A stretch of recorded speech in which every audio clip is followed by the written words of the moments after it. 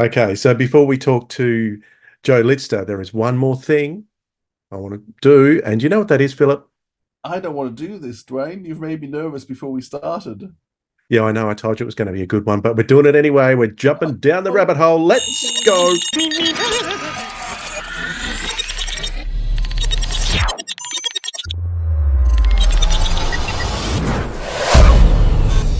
Right, we've got a very well-known writer joining us today for the podcast, and we've talked about this in the past, but I want to do something a little bit different today. I want to talk about the various writers that we have on Big Finish, some of the standout writers that have done lots of stories. I want to get your thoughts on what you think their style is. So I'm going to throw random names at you, and I just want to. I'll cut out the bits where you have to think about it, Philip. Don't worry. But 30 seconds or less on what you think their style of writing is, because each of them have some quite unique styles. So, what are some of their quirky idiosyncrasies that you look out for when you see these writers' names? So, let's start with an obvious one, Joe Lidster. Joey's going to do something always interesting with characters. Joe loves playing around and making unusual characters in unusual places do unusual things. And so for me, when I'm listening to a Joe Lister story, I'm always listening to see what is he doing with the characters and how is he manipulating them to provide a really unusual and sometimes slightly dark story. Sometimes, I would say most of Okay. them. He puts Hey, give he me put, time to prepare. I would have looked through better their stories and had a better answer. You're putting me on the spot here, Dwayne. yeah, I know it's okay. I would say that undoubtedly he deals with death in most of his stories in some shape or form. What about this one? Someone more recent, Lizzy Hopley. Lizzie's got a bit of a she's got a bit of a macabre streak to her too at times. Lizzie can actually do a lot of comedy, and she can be very light-hearted and very easygoing, or it can be very dark and sinister. So Lizzie actually plays around with form quite a bit. I find Lizzie is very her language is very now. So one thing about Lizzie is it always sounds like today. It sounds very present, and I think that's one of the things that Lizzie does really well. What would you say about Lizzie? I think I'm still getting used to Lizzie's style, and I think I feel in her, maybe it's from speaking with her last year, but she has a passion for stories. So I see her name and I get quite excited because I think this story could go anywhere. She plays around with lots of different styles. So I find her name one of the most exciting ones because I'm not 100% sure what I'm going to get. But Yeah, no, I'm usually very pleasantly surprised. yeah. Well, like I said, yeah, you're never quite sure which way she's going to go. Yep. What about this one? Nick Briggs. I know one of the things that you like to say about Nick Briggs, and I think it's pretty accurate, is he doesn't like to story tell in a straight line. He does lots of flashbacks, lots of turnarounds. He does action adventure really well, so I do They're the love two his. styles. Yeah, they're exactly the two styles that I think of when I think of him. Yep. Big on. Yeah, so I do love how he does action, and he manages to get with a tiny cast so much big action out, and just epic. So his stories are often epic and big, and also just in terms of how he story tells, often mucking around with flashbacks, with time, with how he does order, which is just something that I really like about what Nick does. Anything else you going to say about I, him then? no, you're exactly on the same level with me. So we'll go to the next name. How's this one? John Dorney. Okay, I love John stuff, and how can I? I was listening to one the other day, and before I got there, I knew it was John Dorney. Oh, it was the Doors in the Christmas Eighth Doctor series. John loves to play around. I think because he writes so much, he likes to play around with throwing in things in a bizarre way and just playing around with form. So, as I said, in the Christmas one he released in December, it's done in 24 scenes. Each scene's a door for Christmas Advent. So, scene one, scene two, but it's door one, door two, and it's actually announced. They actually announced the doors. There's the one, of course, he did in Stranded in the last box set, which runs backwards. So he starts at the last event and runs backwards. He does the one with Palindrome. Davros, the palindrome working backwards and forwards again. In there's a it's a unit story where he tells the same story twice in two different actions at the same time. And so if you actually, I'm pretty sure if you actually played them at the same time, part one, act one, act two, you'd have the same explosions and things happening along the way. So John just loves to play with the literary style, but more than that, in terms of his storytelling, he just loves a good story. In terms of um, excitement, beats, he's really good with beats along the way. And as I say, there's a thing about John Dorney now that when I start listening to John Dorney, I know it's him. Once again, he can be very funny, but also he just rockets along with storytelling. I don't know how he produces what he produces. What else would you say, Dwayne? The only other thing I would add to that would be he loves to try and write something that is going to generate a huge reaction from the audience, Yeah. and he often succeeds. You'll see it go off on Twitter when he does something outrageous, and he absolutely personally loves doing that kind of thing. So that's something I always look out for too in his stories. What about this one? Jonathan Morris. Jonathan, you're always in such reliable hands. That's the exact word I was going to say. Yeah, we're on the same wavelength here. There you go. With Jonathan, you just know you're going to get a dependable, logical story with everything well thought out. And so the different beats keep leading to the next scene. So it tends to be. I mean, of course, once again, he does play around with form a bit too when he wants to. But generally speaking, you sort of know you're getting a logical story that's going to be told from different characters' points of views that's going to lead you on to the climax.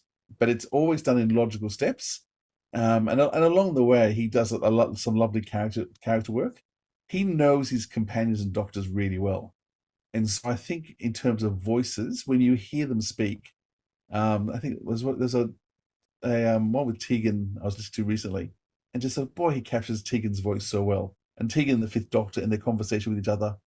But he can write for any doctor, any companion, and you just know it's going to be a dependable, strong story. What Yeah, were you going to say? similar from me. Reliable is the word I would use. He has a similar. I see his name and I get a similar feeling about the story as I do with Lizzy Hopley. I'm not sure where it's going to go. He can go anywhere as well Yeah, with his stories. The difference between him and Lizzy is, as you said, he is the fan. Lizzy is the storyteller. Well, they're both storytellers, but she's not so much a fan. So yeah, you're spot on with Johnny Morris, I think. There. What about this one, Matt Fitton? Matt is the new breed in so many ways, and how do I go Matt's story? I'm trying to think that Matt is always energetic. I think maybe that's the word I want to use. His stories are just full of energy and vigor and youth. And often they climaxes to things. So it's interesting. He often writes in box sets, and he tends to write first or last. But I always find Matt is just full of excitement and energy and vigor. I think is probably the words I use for his writing. What would you say for Matt?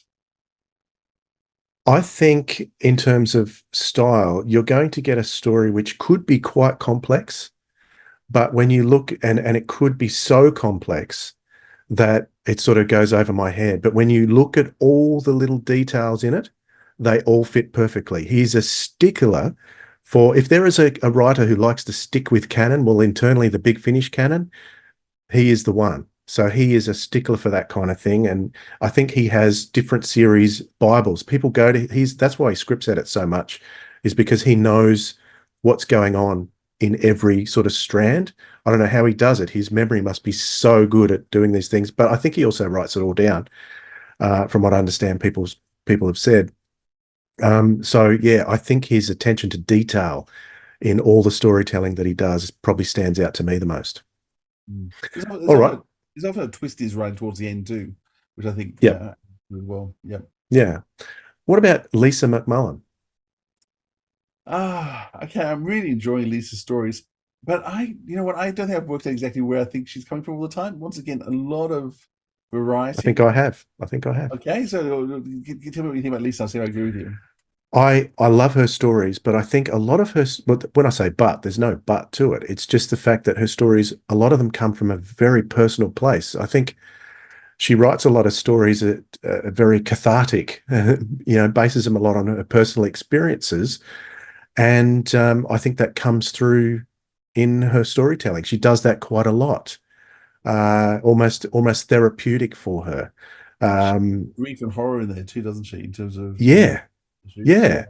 So I think for me personally, that's what I pick up in her style. But once again, very good, and she's been responsible for bringing some other writers that we really like too, like Kat Armitage, and no doubt others as well. She Hmm.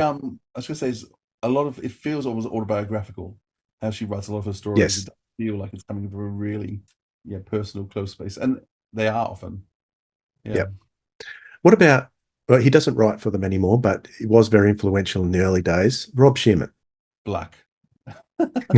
um, I think for Rob, it would always be black humor and very funny but very black humor. And I mean, I think he's a sheer genius. I mean, I think Rob Shearman's writing is poetry. Every time he writes, he hasn't done a lot. I think every single piece of writing he did for Big Finish is just poetry. His use of language is florid but beautiful. I mean, the Penguin one, the Holy Terror, the way his characters speak, and Jubilee is the same too. It's unrealistic language, but it is heightened language. And it's just beautiful to listen to. I can just sit and dwell on it, but it is so funny, but embarrassingly so because it's so dark. And so Very. he, and seeing Daleks in Jubilee, and they're midgets who are too tall, so they lock off top of their legs just to fit them into the casings. It's just purely awful when you think about what he's done, and yet you can't help smiling at it. But he deals with that horror and deals with that horror so well, and brings the Doctor in. I mean, all these stories. I could go on with all of them. I would just rave about all of them because I just adore them. Throwing Scherzo, throwing Child's Midnight. And I guess Um, for you as a theatre lover, he's probably the most theatre based in his storytelling. You could see most of his plays done on the stage. yeah, he none of his plays particular. I'm just saying. I mean, Scherzo is probably the most realistic in terms of realism, but that's only two people blending into each other. It's not realistic. But in terms of the theme of love, and he wrote that his honeymoon. I think there's a bizarre honeymoon he had. But his other plays all have such a bleakness to them all. But the characters are so abnormal. So aside from the Doctor and companion who happen to be in it, every other character is so heightened, and so they're over the top. So it is almost like a theatrical production of something, you Mm. know, just OTT all the way, but so engaging and entertaining because of it. Anything else you'd add with Rob? Well, yeah, we're talking Big Finish writers, but I still rate Punchline, even though that's not Big Yeah. Finish. I still rate that one as probably my favorite script of his that he's done for a Doctor Who related audio. It's not officially Doctor Who, but absolutely brilliant, that one. Um, so yeah, you're spot on the money with him. I thought that's what you would say, and you did. All right, here's one. Um, he's coming up very soon on the show. We've got him in the next 2 or 3 weeks coming up on the podcast. We've never had him before, but Eddie Robson. um, Eddie has a real lightness of touch. I really love an Eddie script because it just captures you straight away, but it has a real, is innocence the wrong word? Um, you just know you're gonna have a good time with Eddie and his characters when he writes a script, and he's really thoughtful in terms of how he produces his characters, how they relate. He's got a nice, I mean, almost opposite of Rob. He's got a real niceness to him, and I just love his lightness of touch in terms of his script writing, his storytelling, nice and fast. Well, what would you say about Eddie? Yeah, exactly that. Um, it's he does have an interesting sense of humor as well. Like there's one story recently that always sticks out in my memory, the slaying of the writhing mass. I thought that was a really good Eighth Doctor story that he wrote. Yeah. And he's he's specialised in the Eighth Doctor over the years and written some very good stories for that team. So yeah, looking forward to sharing that chat with Eddie Robson in a couple of weeks' time. Hmm. What about this one? He hasn't done too many, but he's done some pretty profound stories. Nev Fountain. Nev. Okay. I guess firstly just humor. I think Nev is just so funny with his writing, and comeback lines are so brilliant. For me, is it there's a story where he does actually use his name. It looks like it's 4 episodes written by 4 different people with 4 different characters, and they're Oh, all that's written the blood on Santa's blood claw. and Santa's claws, which is just hilarious. And in terms of just so funny, I think the other thing about Nev is when he writes, he does a lot of writing now for Nicola Bryant, of course, who's his real life partner. He writes Perry with such depth and richness that Perry has just come alive for me. The companion chronicle that he did for her, in terms of explaining 2 Perrys and how she survived and the situation after Eucharist and what happened after the Doctor left her in Mind Warp. But he's written a number of stories for this. Because there's the Doctor box set as well with Perry, and he writes a story in there which is just hilarious. Like, I still listen to it and laugh all the way through it. So I think I'm going to laugh out loud. It's often going to be a Nev script. You, Dwayne?